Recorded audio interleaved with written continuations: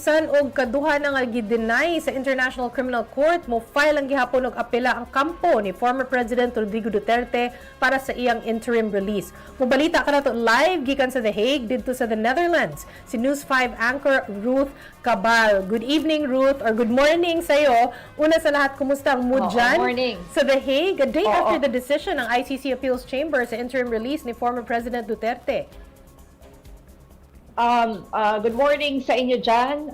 Dito sa amin ay afternoon naman sa inyo. Dito sa amin ay morning, almost noon time, no? Nandito tayo sa harap na tong ICC Detention Center. Ayan yun, no? Nasa may likuran ko. At dyan nakadetain ang dating Pangulong Rodrigo Duterte. Pero sa mga oras na ito, even dun sa gilid kasi nito, meron silang tinatawag na Duterte Street. At doon nagtitipon usually yung mga supporters. Pero sa mga oras na ito, wala pa tayong nakitang mga supporters na nagtitipon dito. At yung kahapon nga, yung binanggit nyo na rin, nakabisita kasi dito si Congressman Omar Duterte, no? At binanggit niya sa atin usually daw kasi pag weekend, walang visitation. Kaya nga, ilang oras pagkatapos ibaba ng Appeals Chamber yung kanilang desisyon na kontra dito sa interim release ng dating Pangulo, ay doon na lang dumalaw ang si Congressman Omar Duterte at ang kanyang pamilya. At yun nga, kinamusta natin ang lagay ng dating Pangulo at ang sinabi ni Congressman Omar ay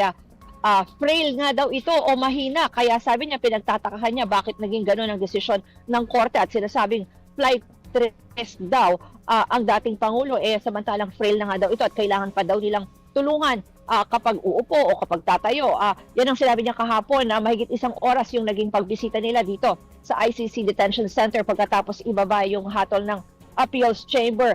Sinabi rin niya na yung katulad kaninang na-report nyo na hindi naman daw nila pinag-usapan itong naging hatol ng Appeals Chamber, pero inaasahan niya na sa mga susunod na araw ay eventually malalaman na rin ito ng dating Pangulo kasi alam naman ng dating Pangulo na nagkaroon ng hearing kahapon at binasa nga yung naging desisyon ng Appeals Chamber kasi waive niya yung right to appear, so pinirmahan niya yung isang sulat kaya eventually daw alam niya na maipapaliwanag na yan ng mga abogado sa dating Pangulo, Chiki. So, mamaya, titignan natin kung may activities pa yung ilang mga Duterte supporters dito sa may labas ng detention center, Chiki.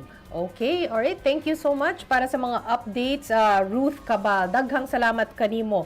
Ruth Cabal po yan, naghatod og balita live gikan sa the Netherlands.